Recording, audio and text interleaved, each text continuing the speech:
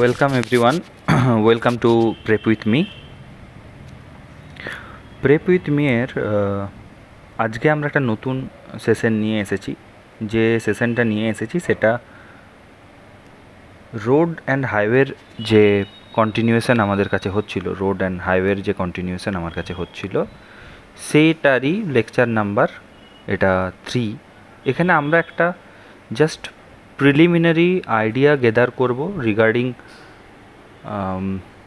Practical experience এবং ছোটো ছোটো কিছু কিওয়ার্ড, সেখান থেকে কী রকমের প্রশ্ন আসতে পারে বা কী ধরনের প্রশ্ন আসছে বা কোন ধরনের প্রশ্ন আসতে পারে তোমাদের এক্সপিরিয়েন্স থেকে বা থিওরিটিক্যাল পার্ট থেকে।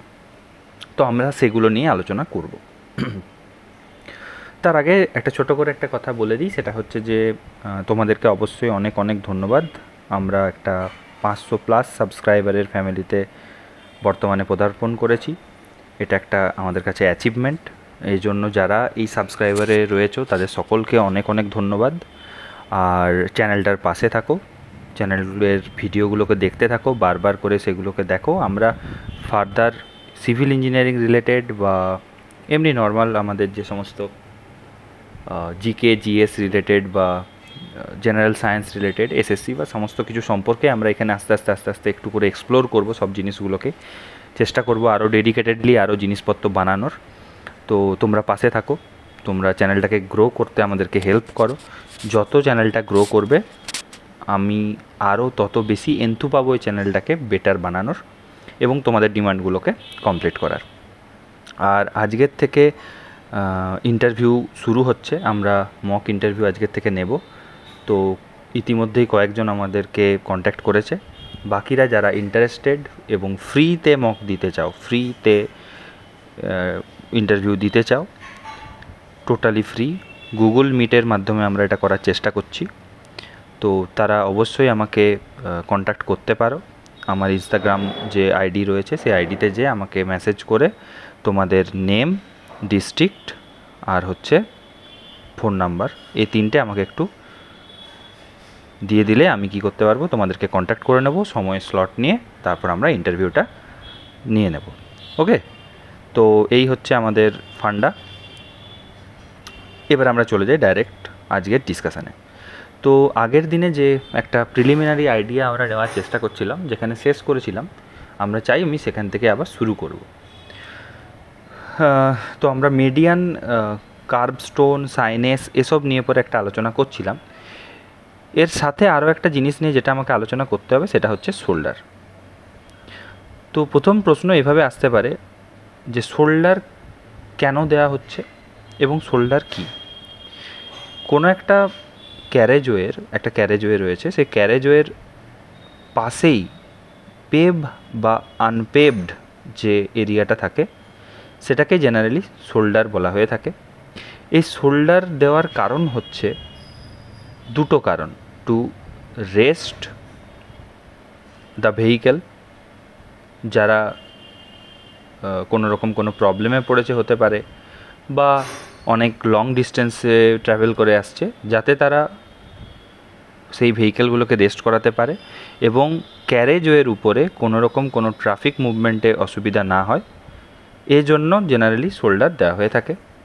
এছাড়া আরেকটা কারণ থাকে, সেটা হচ্ছে এই যে ক্যারেজ ওয়েটা রয়েছে, এই ক্যারেজ ওয়ে বা আমার যে রোডের যে বা পেভমেন্টের যে এলিভেশন বা টোটাল যে সেকশনটা রয়েছে, সেই সেকশনটাকে এক্সট্রা স্ট্রেনদেনিং করার জন্য, সেই পোর্শনটাকে এক্সট্রা স্ট্রেনদেনিং করার জন্য জেনারেলি এই শোল্ডার এখানে প্রোভাইড করা হয়ে থাকে। জেনারেলি যেটা হয়ে থাকে সেটা হচ্ছে একটা মিনিমাম অফ 2.5 মিটারের শোল্ডার আমাদেরকে দিতে হয় নর্মালি একটা হাইওয়ের ক্ষেত্রে। তো সেখানে এই 2.5টা দুভাগে ভাগ হয়ে যায়। একটা হচ্ছে 1 মিটার আর্দেন শোল্ডার, আর 1.5 মিটার হচ্ছে পেভড শোল্ডার। ওকে, এই যে শোল্ডার ব্যাপারটা, এবার এখানে একটা প্র্যাকটিক্যাল ব্যাপারে আসি। যদি আমরা একটা ফ্লেক্সিবল, মানে তোমরা এটা আশা করি নজর করে থাকবে, তোমরা এটা লক্ষ্য করে থাকবে, সেটা হচ্ছে যে একটা যদি ফ্লেক্সিবল পেভমেন্ট থাকে, একটা ফ্লেক্সিবল পেভমেন্টে কিন্তু শোল্ডার অনেকটা কম থাকে, শোল্ডার এরিয়াটা অনেকটা কম থাকে এবং বেশিরভাগ জায়গাতেই আনপেভড শোল্ডারটাকে কিন্তু বেশি প্রেফার করা হয় ফ্লেক্সিবল পেভমেন্টের ক্ষেত্রে। কিন্তু তুমি যদি একটা রিজিড পেভমেন্ট দেখো, তাহলে তুমি দেখতে পাবে রিজিড পেভমেন্টে কিন্তু বেশিরভাগ ক্ষেত্রেই কী হয়, বেশিরভাগ এরিয়াটাতেই কিন্তু পেভড শোল্ডার বেশি লক্ষ্য করা যায়।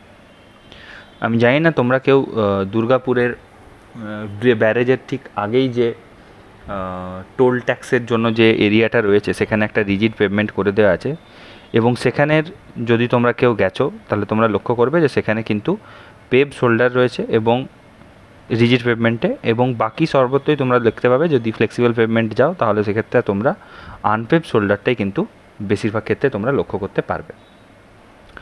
আর এটা যেটা আমরা বললাম হাইওয়ের ক্ষেত্রে 2.5 মিটার, এটাই এক্সপ্রেসওয়ের ক্ষেত্রে কিন্তু অলমোস্ট 5 মিটার হয়ে যায়,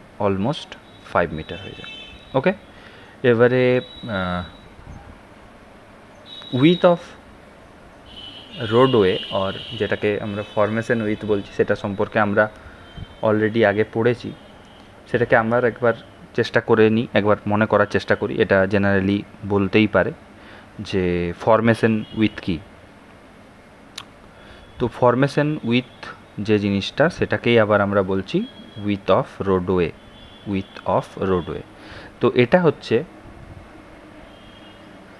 shoulder 1 plus carriageway plus median plus carriageway plus shoulder 2।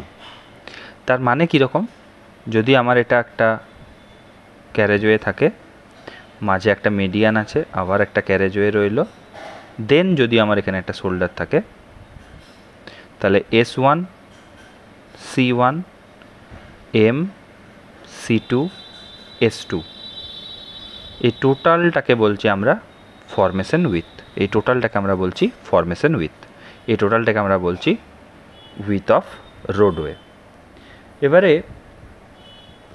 With of roadway generally কীরকম হয়, ফরমেশন উইথ কত থাকে, এ নিয়ে পরে কিন্তু তোমাদেরকে একটা প্রিলিমিনারি আইডিয়া জিজ্ঞেস করতে পারে, তোমাকে জানতে চাইতে পারে যারা অলরেডি কাজ করেছো, রোডের কাজ করেছো বা রোডে কাজ করছো, তাদেরকে প্রশ্ন করতেই পারে যে তোমার যে রোড তুমি করছো সেই ক্ষেত্রে কিন্তু এই যে ভ্যালুটা, এই ফরমেশন উইথের ভ্যালুটা কত রয়েছে। তো যে তোমাকে তার জন্য জানতে হবে যে তুমি প্লেন টেরেনে কাজ করছো নাকি রোলিং টেরেনে কাজ করছো, নাকি মাউন্টেনিয়াসে কাজ করছো, নাকি স্টিপে কাজ করছো। তো যদি তুমি প্লেন রোলিং টেরেনে কাজ করো এবং এনএইচ বা স্টেট হাইওয়েস এসএইচের আন্ডারে কাজ করো কোনো ক্ষেত্রে, তাহলে সেক্ষেত্রে একটা মোটামুটি 12 মিটারের একটা ফরমেশন উইথ হয়ে থাকে। সেক্ষেত্রেই যদি আমরা মাউন্টেনিয়াস বা স্টিপি টেরেনে কাজ করি, বা সেই জায়গাতে কিন্তু সেটা হয়ে যাবে 6.25 থেকে 8.8 মিটারের ভিতরে। এছাড়া অনেক ক্ষেত্রে আমরা থাকি যারা আমরা মেজর ডিস্ট্রিক্ট রোড বা এমডিআরে কাজ করি, তো সেক্ষেত্রে হয়ে যাবে সেটা 9 মিটার এবং 4.75 মিটারের কাছাকাছি অ্যাপ্রক্স থাকে হচ্ছে আমাদের এমডিআরের ক্ষেত্রে মাউন্টেনিয়াস অর স্টিপি টেরেনে, ওকে। ওডিআরের ক্ষেত্রে আদার ডিস্ট্রিক্ট রোড যদি থাকে সেক্ষেত্রে কিন্তু এটা ভ্যারি করে 7.5 থেকে 9 মিটারের ভিতরে টোটাল ফরমেশন উইথটা থাকে। আর যখনই স্টিপ টেরেনে আমাদের চলে যাচ্ছে সেই ক্ষেত্রে আমাদের কিন্তু এটা 4.75-এর কাছাকাছি জেনারেলি এটা হয়ে থাকে। তো এটা থেকে একটা মোটামুটি আইডিয়া হয়ে গেল। এবং প্রশ্ন করলে পরে যে যদি তোমাকে ফট করে প্রশ্ন করে যে আচ্ছা শোল্ডারের যে শোল্ডার দেওয়া হয়েছে সেখানে কত শোল্ডার দেওয়া হয়েছে, বা তুমি যে রোডে কাজ করছো সেখানে ফরমেশন উইথ কত, বা জেনারেলি কত থাকা উচিত, কত তোমাদের রয়েছে, তো এরকম নানান ধরনের প্রশ্ন তোমাদের করতে পারে। ক্যাম্বার বা ক্রসস্লোপ নিয়েও প্রশ্ন করতে পারে। এটা আমি আগেও বলেছি যে ক্যাম্বার হচ্ছে জেনারেলি দেওয়া হয়ে থাকে, ক্যাম্বার হচ্ছে যে আমাদের ক্যারেজওয়ের ক্ষেত্রে আমরা কি করি, আউটার এজের সাপেক্ষে এই মিডিল বা সেন্টার পয়েন্টটাকে কি করি, আপওয়ার্ড এলিভেটেড করি। কিসের জন্য? যাতে এখানে যদি বৃষ্টির জল পড়ে সেটা সহজেই ড্রেন আউট হয়ে যেতে পারে এবং পার্কোলেট করে নিচে যাওয়ার চান্সেসটা অনেক কমে যেতে পারে। একদম সিম্পল ভাষাতে, এটা স্ট্রেট হতে পারে ক্যাম্বার, আদারওয়াইজ এটা প্যারাবোলিক হতে পারে। কংক্রিটের ক্ষেত্রে একদম এই কনসেপ্টগুলো কিন্তু ধরতেই পারে, আমি বারবার বলছি এই কনসেপ্টগুলো ধরতেই পারে যে আচ্ছা সব থেকে কম ক্যাম্বার কোথায় দেওয়া হয়, সব থেকে কম ক্যাম্বার কোথায় দেওয়া হয়, এইগুলোকে ভাবতে মানে শুরু করো তোমরা, কারণ এরকমভাবে প্রশ্ন কিন্তু ধরে যে সব থেকে কম ক্যাম্বার আমরা কোন রোডে দেখতে পাবো। সব থেকে কম ক্যাম্বার আমরা দেখতে পাবো কংক্রিট রোডে, সিসি রোডে, সিমেন্ট কংক্রিট রোডে। এবারে তার থেকে একটু বেশি দেখতে পাবো কোথায়, বিটুমিনাস রোডে। তার থেকে সব থেকে বেশি কোথায় থাকে যদি বলে, সব থেকে বেশি ক্যাম্বার কোথায় দেখতে পাওয়া যায়, তাহলে আমাকে বলতে হবে আর্দেন রোডে। এবারে তোমাকে প্রশ্ন করতেই পারে যে কেন সব থেকে বেশি আর্দেন রোডে কেন দেওয়া হবে আর সিমেন্টের রোডে সব থেকে কম দেওয়া হবে কেন, এই প্রশ্নটা কিন্তু করতেই পারে। এগুলো কিন্তু তোমাদেরকে একটু হলেও রেডি হয়ে যেতে হবে। এরপরে চলে আসি, আমি আগের দিনই বলেছি মর্থের বিভিন্ন প্রভিশন দেখে পরেই আমাদের কিন্তু এই জিনিসগুলো পড়তে হবে। আমি মর্থের বিভিন্ন প্রভিশনগুলো তোমাদেরকে দেখাবো। মর্থ অলরেডি আমার কাছে ডাউনলোডেড রয়েছে, কিছু কিছু এরিয়া আমার হাইলাইটেডও রয়েছে, সেগুলো আমি জাস্ট তোমাদেরকে একবার আলোচনা করে দিলে আমার মনে হয় সেগুলো বিশাল কিছু একটা কঠিন কিছু নয় যেটা তোমরা পারবে না। আর মর্থের বিভিন্ন স্পেসিফিকেশানগুলোকে ধরে ধরেই আমি আমার নোটে একটা প্রিলিমিনারি আইডিয়া আপাতত তোমাদেরকে দিচ্ছি। তাই ওখানে মানে ডিটেলসটা দেখে সেখান থেকে শর্ট নোট বানানোর কোনো দরকার তোমাদের হয়তো বিশেষ একটা পড়বে না, এইগুলোকে যদি তোমরা ভালোভাবে করতে পারো। নেক্সট হচ্ছে মর্থের, যদি আমরা এটাকে ভেঙি তাহলে মর্থ হচ্ছে ministry of road transport highway, road transport highway.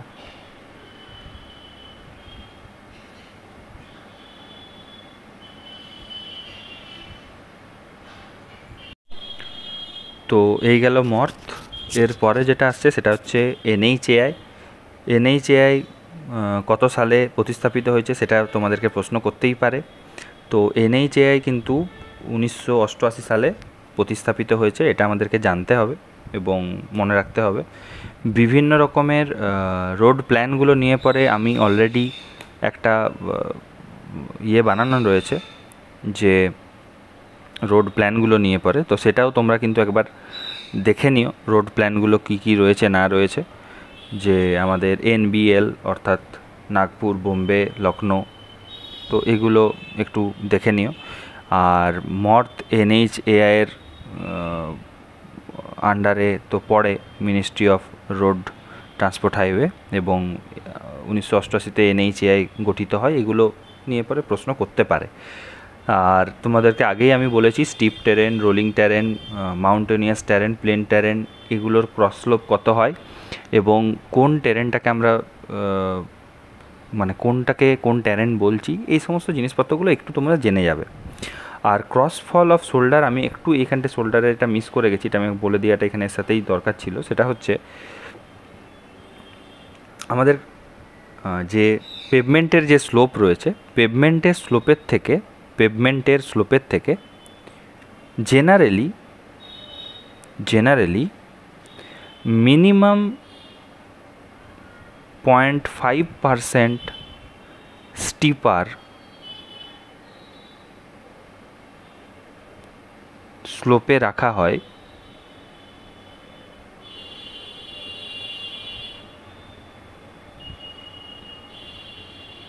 শোল্ডারকে।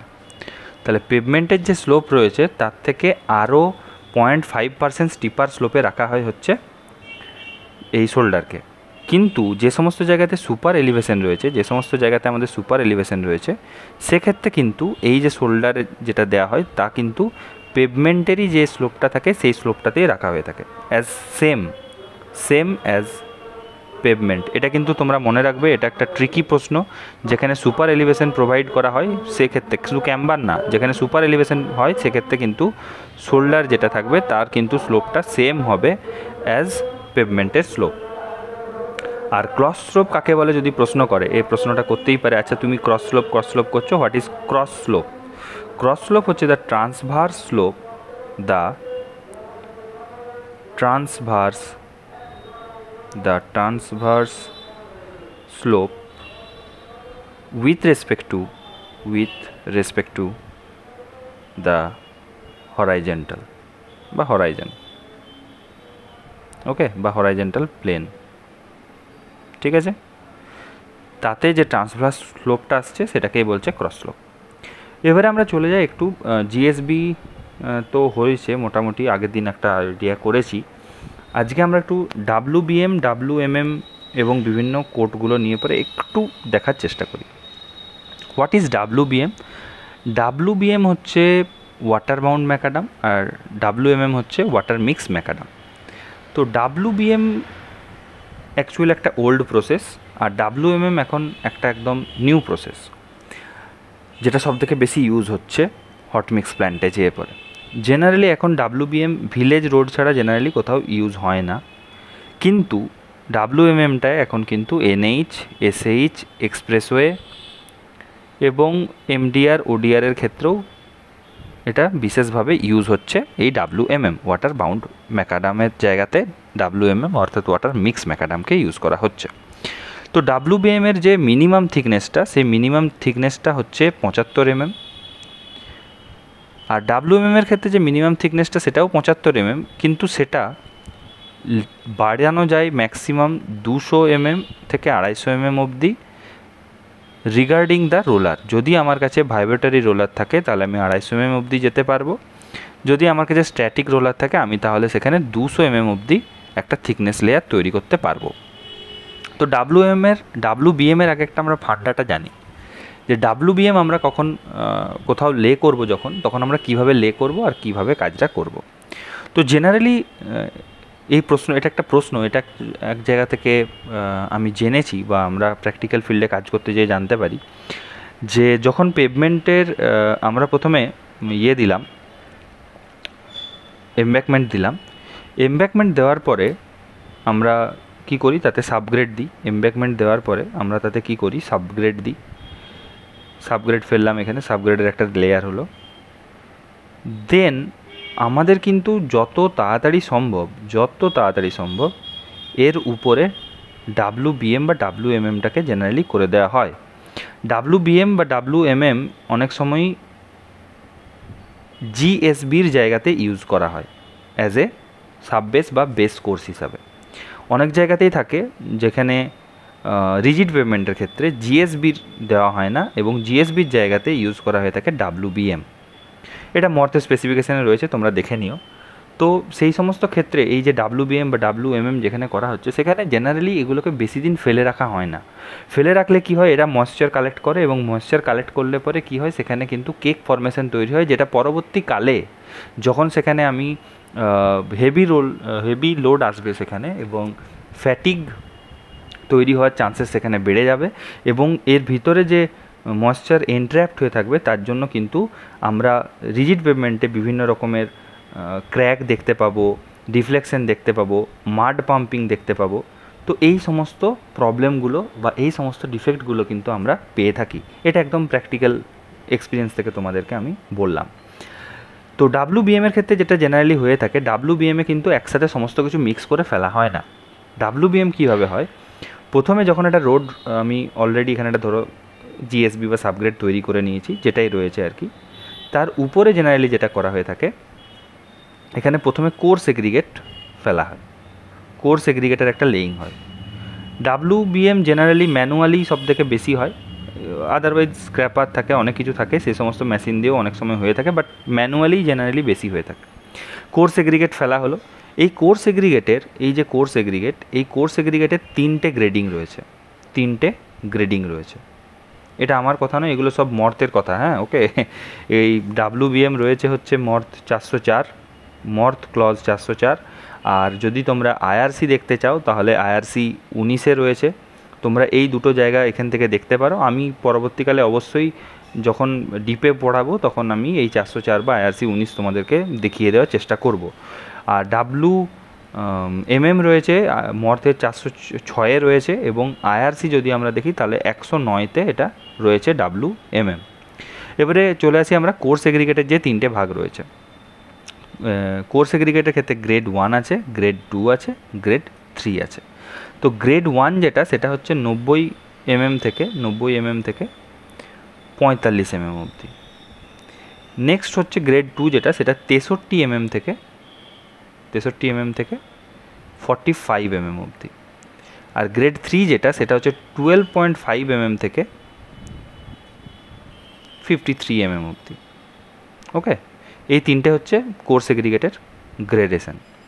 দেন এর উপরে দেওয়া হয়ে থাকে স্ক্রিনিং মেটেরিয়াল, এর উপরে দেওয়া হয়ে থাকে লে করা হয় স্ক্রিনিং মেটেরিয়াল। কি ইউজ হয় তাহলে কোর্স এগ্রিগেট প্লাস হচ্ছে স্ক্রিনিং মেটেরিয়াল।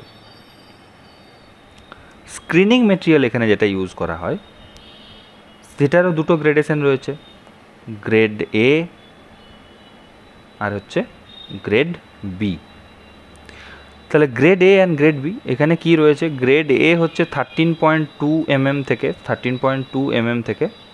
180 মাইক্রন, আর গ্রেড বিতে রয়েছে 11.2 mm থেকে 180 মাইক্রন। এটা হচ্ছে স্ক্রিনিং মেটেরিয়াল ইউজ করা হয়। স্ক্রিনিং মেটেরিয়ালের পরে এতে লে করা হয়ে থাকে বাইন্ডিং মেটেরিয়াল। এই যে বাইন্ডিং মেটেরিয়াল হিসেবে যেটা ইউজ হয় জেনারেলি, এই বাইন্ডিং মেটেরিয়াল হিসেবে ইউজ হয়ে থাকে স্টোন ডাস্ট, আবার কিছু কিছু ক্ষেত্রে স্যান্ডও ইউজ হয়। তো সেটা রিগার্ডিং তোমার যে স্পেসিফিকেশান রয়েছে সেই স্পেসিফিকেশানের উপর ডিপেন্ড করে থাকে। এই বাইন্ডিং মেটেরিয়ালটা জেনারেলি হয়ে থাকে হচ্ছে 425 মাইক্রন থেকে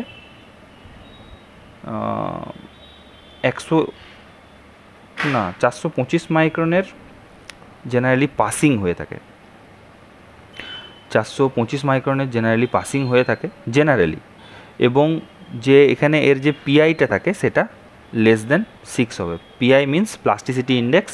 প্লাস্টিসিটি ইন্ডেক্স হচ্ছে liquid limit minus plastic limit করে যেটা আমি পাবো সেটা আমাকে এখানে আমি লেস দেন 6 হতে হবে। আচ্ছা, এইখানে কিন্তু ক্রস কোশ্চেন আসে, এই যে আমরা পিআইয়ের কথা বলছি বা যখনই জানতে চাইবে তোমার কাছে কোনো জিনিস সম্পর্কে, তখন কিন্তু তার টেস্টগুলো তোমার কাছ থেকে কিন্তু জানতে চাইবে যে প্লাস্টিক লিমিটটা আমি বের করবো কী করে, আচ্ছা ওয়াটার লিমিটটা আমি অ্যাট ফিল্ড বের করবো কী করে। ওকে, তাই ক্র্যাসাকাণ্ডে অ্যাপারেটাস সম্পর্কেও তোমাকে জানতে হবে, বাকি সমস্ত জিনিসপত্র তোমাকে জানতে হবে, কোন কোডে রয়েছে, 2720 কোন পার্টে রয়েছে, এগুলো নিয়ে একটু ডিটেলসে জানতে হবে। এবারে চলে আসি WBM-এর ক্ষেত্রে। যখন WBM-এরই এত কথা যখন চলছে, তখন WBM-কে যদি আমরা অ্যাজ এ সাব বেস, আমি তোমাকে আগেই বললাম as a sub base use করি, WBM-কে, তাহলে কি দেখব, সেখানে আমাকে দেখতে হবে যে এর এগ্রিগেট অ্যাব্রেশন ভ্যালু টেস্ট করতে হবে, এই যে অ্যাব্রেশন ভ্যালুটা সেটা জেনারেলি হতে হবে, কতটা লিমিটেশন রয়েছে, ম্যাক্সিমাম 50%। এগ্রিগেট অ্যাব্রেশন ভ্যালুর ম্যাক্সিমাম 50%। এগ্রিগেট ইম্প্যাক্ট ভ্যালুটা হচ্ছে ম্যাক্সিমাম 40%। তাহলে এটা যখন হচ্ছে আমরা আগেই বললাম যে জিএসবি ইউজ না করে যখন আমরা WBM-কে জিএসবি হিসাবে ইউজ করছি, সেক্ষেত্রে আমার এই দুটো ক্রাইটেরিয়া বলে দিয়েছে মর্থ। এছাড়া হচ্ছে WBM as base or surface, যদি কোনো ক্ষেত্রে WBM-কে বেস বা সারফেস কোর্স হিসাবে ইউজ করা হয়, সেক্ষেত্রে আমাকে কী কী ক্রাইটেরিয়া দেখতে হবে, সেক্ষেত্রে আমাকে দেখতে হবে অ্যাব্রেশন ভ্যালু যেটা আমি পাচ্ছি, সেই অ্যাব্রেশন ভ্যালুটা আমাকে হতে হবে ম্যাক্সিমাম 40%, যে ইম্প্যাক্ট ভ্যালুটা আমি পাচ্ছি সেটা আমাকে হতে হবে ম্যাক্সিমাম 30%, এবং ফ্লেকিনেস ইন্ডেক্স যেটা আমি পাবো ম্যাক্সিমাম 20% ফর বেস এবং ম্যাক্সিমাম 15% ফর সারফেস কোর্স। তাহলে এগুলো মর্থের স্পেসিফিকেশানে দেওয়া রয়েছে, এগুলো তোমরা একটু নোট বানিয়ে নেবে, এগুলোকে নোট বানিয়ে নিয়ে পরে এগুলোকে একটু মনে রাখার চেষ্টা করবে। এগুলো কিন্তু প্রশ্ন ধরতেই পারে, কারণ রোডের কোয়ালিটি কন্ট্রোল নিয়ে পরে একটা হিউজ বা ভাস্ট এরিয়া তৈরি হয়ে যায়। আচ্ছা, WBM-এর ক্ষেত্রে অল মেটেরিয়ালকে লে করা হয়, সমস্ত মেটেরিয়ালকে লে করা হলো, দেন ওয়াটার করা হয়। ওয়াটারিং করা হয়ে থাকে একটা ময়েশ্চার কন্টেন্ট দেখে রেখে পরে, যেটা আমাদের ওএমসির কাছাকাছি হতে হয়, সেটা কত হয়ে থাকে আমরা জানি -2 + 1। তো সেই ক্ষেত্রে সেইভাবে রেখে রোলিং করানো হয়ে থাকে এবং সেটাকে 24 ঘন্টার জন্য ফেলে দেওয়া হয়। 24 ঘন্টা ওই রোলিংটা যখন হয়ে গেল, 24 ঘন্টা আমাকে রেখে দাও, তারপরে সেখানে আমরা যাব এবং সেখানে আমরা যেয়ে পরে স্যান্ড রিপ্লেসমেন্ট টেস্ট করে দেখব যে আলটিমেট এর কত আমার ডেন্সিটি আসছে বা কী আসছে, বা এর ময়েশ্চার কন্টেন্ট আমি বর্তমানে কত পাচ্ছি। এবারে চলে আসি আমরা WMM এ। তো WMM এর কথা যদি আমরা আসি, তাহলে সেখানে যেটা হয় সেটা হচ্ছে clean crust graded aggregate generally use করা হয়ে থাকে। এবং হট মিক্স যে প্ল্যান্ট রয়েছে WMM এর ক্ষেত্রে, হট মিক্স প্ল্যান্টে জেনারেলি এটা তৈরি করা হয়ে থাকে। এবং এখানেও গ্রেডিং রয়েছে। এখানে যে গ্রেডিংটা রয়েছে সেটা হচ্ছে 53, এখানে যে গ্রেডিংটা রয়েছে সেটা হচ্ছে 53 mm থেকে 75 মাইক্রন অবধি। 53 mm থেকে 75 মাইক্রন অবধি আমাদের এখানের গ্রেডিংটা জেনারেলি হয়ে থাকে WMM এর ক্ষেত্রে। ওয়াটার মিক্স ম্যাকাডামে সমস্ত জিনিসপত্র দিয়ে হট মিক্স প্ল্যান্টে পাঠিয়ে দেওয়া হয়, সমস্ত জিনিসপত্র আসতে থাকে এবং সেখানে কনভেয়ার বেল্ট লাগানো থাকে, মিক্সিং হয়, মিক্সিং করে পরে সেগুলোকে নিয়ে এসে পরে ডাম্পারে করে ডাম্প করে রোলিং করা হয়ে থাকে।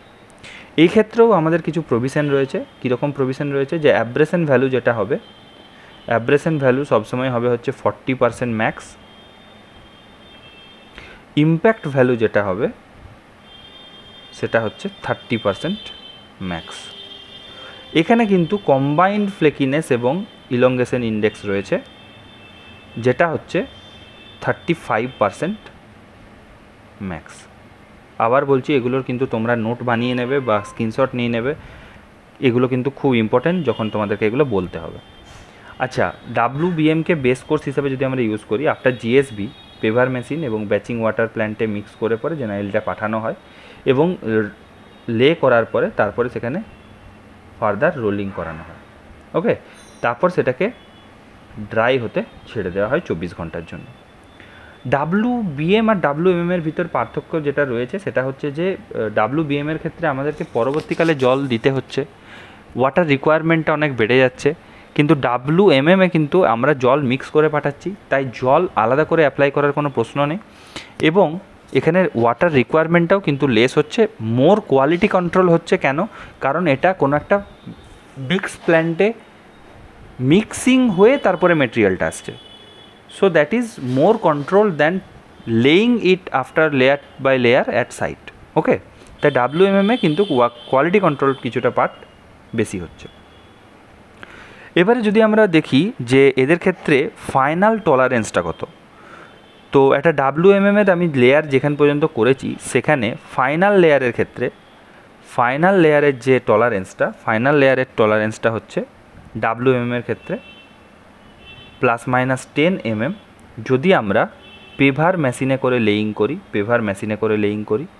আর যদি আমরা ম্যানুয়াল লেইং করি তাহলে হচ্ছে 15 mm for manual laying, for manual laying. এগুলো কিন্তু প্রশ্ন করতে পারে, এগুলো এই টলারেন্সগুলো, এই সমস্ত জিনিসপত্রগুলো কিন্তু প্র্যাকটিক্যাল ফিল্ডে যারা থাকো তারা অবশ্যই তাদেরকে জানতে হবে। WBM এর ক্ষেত্রে কিন্তু এই টলারেন্স লেভেলটাই হচ্ছে ±15 mm। ওকে, এখানে আলাদা করে কিছু নেই। এবারে চলে আসি আমরা জিএসবির ক্ষেত্রে, যে WBM WMM তো আমরা অনেক রকমই বললাম, এখানে AIV বা অ্যাব্রেশন ভ্যালু নিয়ে বললাম, কম্বাইন্ড ফ্লেকিনেস নিয়ে বললাম, মোটামুটি মিনিমাম লেয়ার যেটা 75 mm, এগুলো সমস্ত জিনিসপত্র নিয়ে WMMগুলো বললাম। এখানে আচ্ছা আরেকটা কথা এখানে বলে দিই যে এই সমস্ত ক্ষেত্রে WBM বা WMM এই সমস্ত ক্ষেত্রে কিন্তু 98%-এর অ্যাবাভ MDDর কিন্তু মানে রিলেটিভ কম্প্যাকশনটা কিন্তু 98% অ্যাবাভ এখানে হতে হবে, এটা কিন্তু বারবার মাথায় রাখবে। আর এখানে যে রোলারটা আমরা চালাবো সেই রোলারটার ম্যাক্সিমাম স্পিড হবে, রোলারটার maximum speed of the roller হবে হচ্ছে 5 km/h। 5 km/h বেশি হবে না। এবং রোলারটাকে যদি আমরা একটা স্ট্রেচে চালাই তাহলে আমাদেরকে এইভাবে মাথায় রাখতে হবে, যদি আমি এখানে রোলারটাকে স্টপ করিয়েছি বা দাঁড় করিয়েছি তাহলে পরবর্তীকালে যেন কিছুক্ষণ পরে সেটা 1 মিটার দূরে অন্তত স্টপ করায়, তার কিছুক্ষণ পরে যখনই আমরা দাঁড়াবো সেখানে কিন্তু একটা 1 মিটার গ্যাপ করে পরে দাঁড় করায়। তো যেদিকেই আমি যাব 1 2 3 হোক বা 1 2 3 হোক, আমি কিন্তু সবসময় সেখানে গ্যাপ দিয়ে আমি কিন্তু রোলারটাকে এখানে স্টে করাবো। একই জায়গাতে রোলারটাকে আমি স্টে করিয়ে রাখবো না বেশিক্ষণের জন্য, তাহলে কি হবে, সেখানে একটা ডিপ্রেশন তৈরি হতে পারে।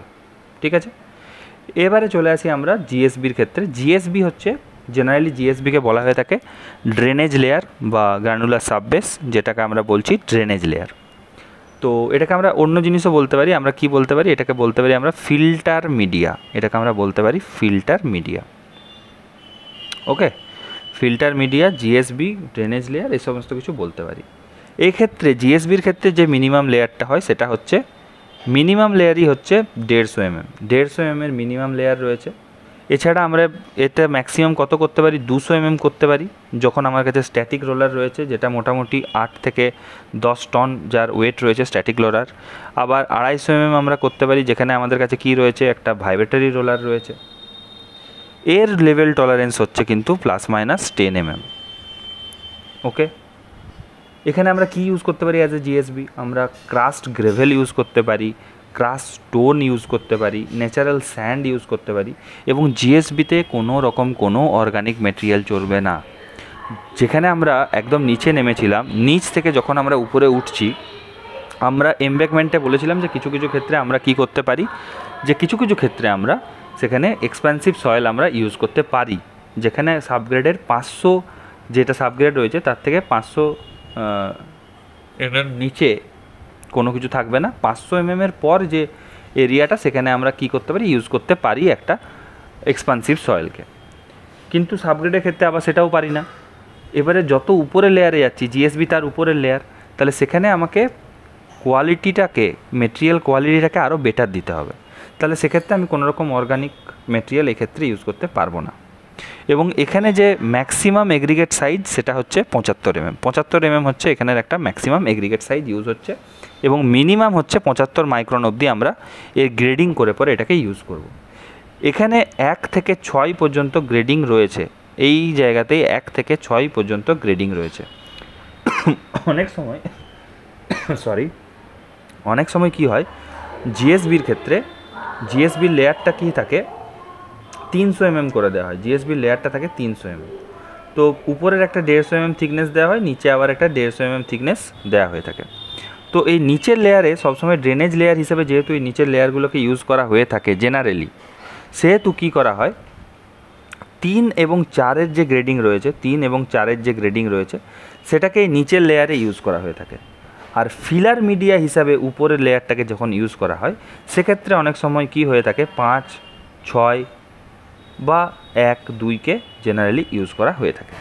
এখানে একটা প্রশ্ন করে যে কোন এই গ্রেডিংয়ের ভিতর কোন মিডিয়ামটা হচ্ছে সবথেকে বেশি কোর্সার, বা প্রশ্ন করে কোনগুলো হচ্ছে গ্যাপ গ্রেডেড, কোনগুলো হচ্ছে গ্যাপ গ্রেডেড। তো গ্যাপ গ্রেডেড হচ্ছে এই 3 আর 4। যাই হোক, এগুলো প্রচণ্ড ইম্পর্টেন্ট প্রশ্ন। এগুলো থেকে যদি প্রশ্ন করতেই পারে, কারণ এগুলো প্র্যাকটিক্যালি আমাদেরকে ফিল্ডে করতে হয়, আমরা যারা করি তারা আমরা জানি এগুলো। আর নেক্সট হচ্ছে এর ক্ষেত্রে এআইভির যে লিমিটেশন রয়েছে সেটা ম্যাক্সিমাম হচ্ছে 40%, আর এলএলের যেটা রয়েছে সেটা হচ্ছে 25% ম্যাক্স, 25% ম্যাক্স। আর পিআই যেটা রয়েছে সেটা হবে সবসময় <6। মোটামুটি সর্বত্রই কিন্তু এই পিআইটা <6 থাকছে, এটা কিন্তু একটু মাথায় রেখে তোমাদের চলতে হবে। এআইভিটাও মোটামুটি 40%-এর কম, আর যখন আমরা ডাব্লিউবিএমকে বেস বা সারফেসে ইউজ করি সেক্ষেত্রে 30%-এর কম। তো এগুলো যেন তোমাদের একদম ঠোঁটে লেগে থাকে, প্রশ্ন করলেই যেন একদম অ্যান্সার আমরা দিতে পারি। আর এই সমস্ত ক্ষেত্রে যেখানে আমরা সাবগ্রেডের উপরে চলে যাচ্ছি, সাবগ্রেডের উপরের দিকে চলে যাচ্ছি, যে উপরের লেয়ারগুলোর ক্ষেত্রে, সেক্ষেত্রে কিন্তু সিবিআর ভ্যালুটা সব সময় হবে 30%-এর বেশি। মিনিমাম সিবিআর ভ্যালু হবে 30%, অর্থাৎ তার থেকে বেশি আমার সিবিআর দরকার এখানে। ওকে, আর ওএমসি এখানে ওই বললাম তোমাকে যে 1 থেকে 2% ভ্যারি করানো যেতে পারে, -1 +2 এরকমভাবে ভ্যারি করানো হয়। এবং এখানে 98% আমাকে রিলেটিভ কম্প্যাকশন অ্যাচিভ করতে হবে। এবং এখানে একটা স্পেশাল রিকমেন্ডেশন রয়েছে কোডের, সেটা হচ্ছে এগ্রিগেটের যে ওয়াটার অ্যাবজর্পশন, এগ্রিগেটের যে ম্যাক্সিমাম ওয়াটার অ্যাবজর্পশন সেটা হতে হবে 2%-এর কম, 2%-এর কম। তাহলে ম্যাক্সিমাম এগ্রিগেটের ওয়াটার অ্যাবজর্পশন হবে 2%। এইগুলো কিন্তু আমাদেরকে মাথায় রাখতে হবে, এগুলো থেকেই কিন্তু ইন্টারভিউর প্রশ্ন ঘুরিয়ে ফিরিয়ে আসে। এবং মানে যেহেতু প্র্যাকটিক্যাল জায়গাগুলোর এখানে দরকার রয়েছে, প্র্যাকটিক্যাল জায়গা এর বাইরে কিছু আর ধরবে না বলেই আমার মনে হয়। তো এই গেল আজকের আমাদের যেটুকু আমাদের বলার ছিল, যেটুকু ডেলিভার করার ছিল। আশা করি তোমরা এগুলোর ভালো করে নোট বানিয়ে নেবে। নেক্সট যে লেকচারটা আসবে তাতে আমি চেষ্টা করব কোটিং, বাইন্ডার কোর্সগুলো নিয়ে, এগুলো নিয়ে আরেকটু ডিটেলসে যাওয়ার।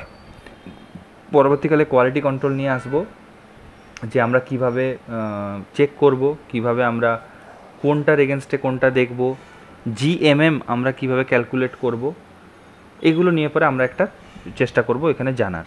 এছাড়া আরেকটা জিনিস আমি একটু বলে দিই, যে ফ্লেক্সিবল, এইগুলো একটা প্রশ্ন ধরে থাকে, এগুলো খুব কমন প্রশ্ন।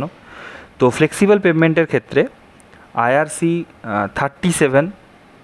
37 এগুলো মুখস্থ করে নেবে। সেটা হচ্ছে ডিজাইন অফ